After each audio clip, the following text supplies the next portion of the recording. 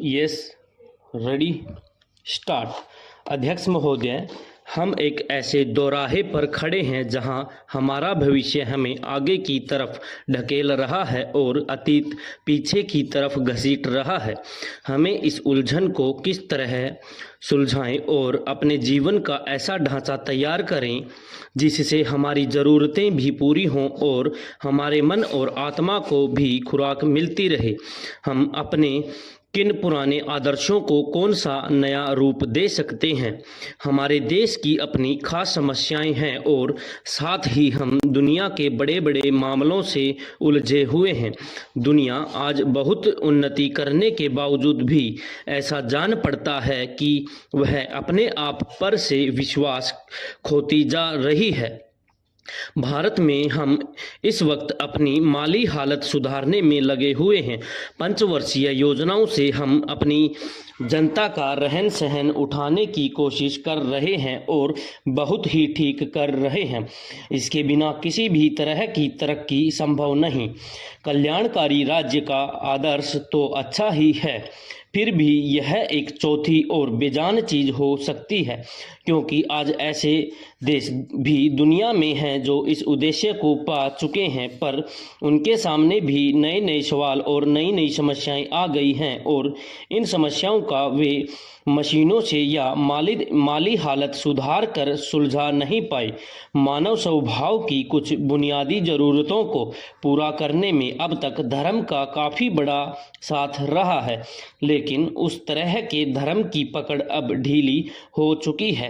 उसका असर फीका पड़ चुका है और वह आजकल की दलीलों और विज्ञान के सामने टिक नहीं पा रहा है। धर्म में विश्वास हो या न हो, पर मनुष्य के लिए किसी ऐसे आदर्श में विश्वास रखना जरूरी है जिससे जीवन का रस मिलता रहे और जो हमें आपस में मिलाए रखे। हमें तो आगे की तरफ देखना है और उसके लिए पूरे जोश और विश्वास के साथ काम करना है। हमें साथ ही अपनी पिछली विरासत को भी कायम रखना है और उसी से शक्ति प्राप्त करनी है। परिवर्तन जरूरी है, मगर अपने पुराने इतिहास से मुंह मोड़ना अपनी ही जड़ों को खोदना है।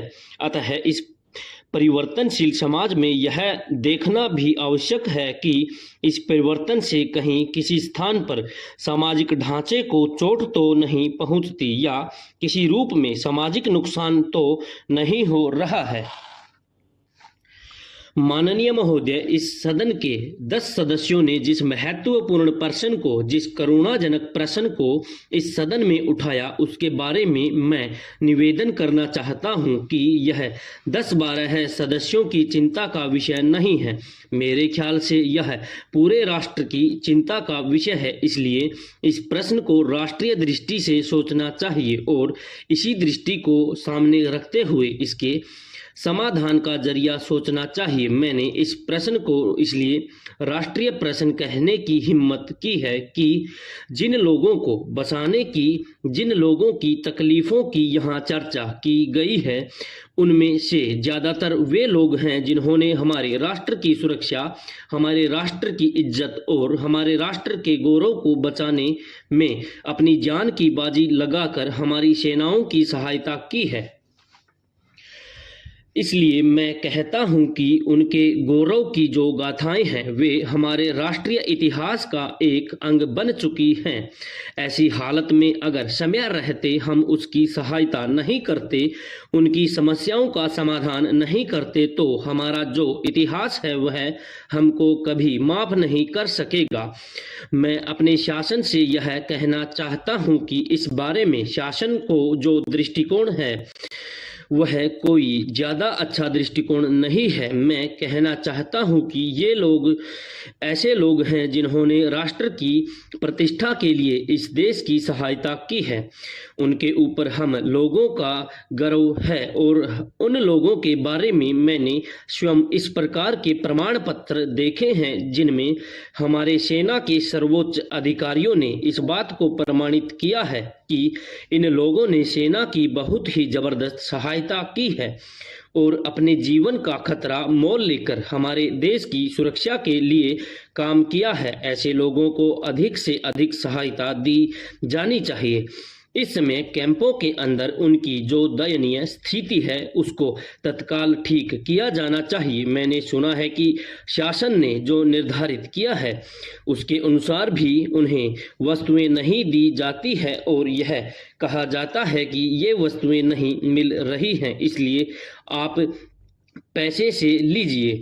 कितने आश्चर्य की बात है कि अगर बाजार में चीजें नहीं मिल रही हैं तो वे कहाँ से खरीदेंगे। इस तरह से मैं बिजली की योजनाओं के संबंध में भी कहना चाहता हूं कि आज बिहार ऐसा राज्य है जहां पर सबसे अच्छी ज़मीन है, लेकिन वहां पर हर साल बाढ़ से अरबों रुपयों की बर्बादी हो जाती है और लाखों रुपयों का अनाज बर्बाद हो जाता है। इस बाढ़ के वजह से करोड़ों लोग प्रभावित हो जाते हैं।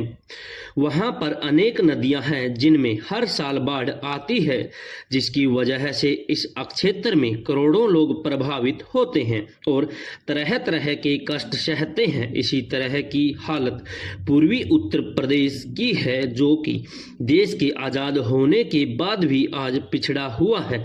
इसका कारण यह है कि इन क्षेत्रों में हर साल बाढ़ आती है और सहायता के नाम पर करोड़ों रुपया खर्च किया जाता है, लेकिन कोई स्थायी प्रबंध नहीं किया जाता है। इस क्षेत्र में मुआवजे के नाम पर और दूसरी चीजों के नाम पर खर्च किया जाता है, लेकिन लोगों को इसका लाभ बहुत कम मिलता है। मैं चाहूंगा कि इस क्षेत्र के लोगों की हालत सुधारने के लिए कोई स्थायी हल निकाला जाए ताकि वे इस विपत्ति से उभरकर सुखी जीवन व्यतीत कर सकें। ग्रामीण विद्युतीकरण की बात कही जाती है। देश में 28 साल की आज़ादी के बाद लगभग 70,000 गांवों में बिजली पहुंच चुकी है। मैं पंजाब और हरियाणा के नेताओं को बहुत धन्यवाद देता हूं कि उन्होंने सब गांवों में बिजली पहुंचा दी है, लेकिन बिहार में आपको यह सुनकर आश्चर्य होगा कि बहुत से ऐसे लोगों ने बिजली देखी भी नहीं है। हमारे यहाँ 7 लाख गांव हैं, जिनमें से करीब 5,000 गांवों में ही बिजली पहुंच सकी है। बिजली के लिए जो पैसा दिया जाता है उसको दूसरी मदों पर खर्च कर दिया जाता है। जिस मद में आप पैसा दे रहे हैं यह देखना आपका काम है कि यह पैसा उसी मद पर खर्च हो। पिछड़े हुए तथा गरीब लोगों की हालत उठाकर देखिए। 20 सूत्री कार्यक्रम के अनुसार हरिजनों के लिए जो घर बनाए गए हैं उनमें एक आदमी से अधिक सो नहीं सकता। नतीजा यह हो रहा है कि वह लोग कहेंगे कि अपना घर वापस ले लो। हम यह नहीं कहते कि आप बहुत बढ़िया घर बनवाएं, लेकिन जो भी घर बने उनमें रहने के लिए कम से कम 5 व्यक्तियों के लिए तो जगह हो।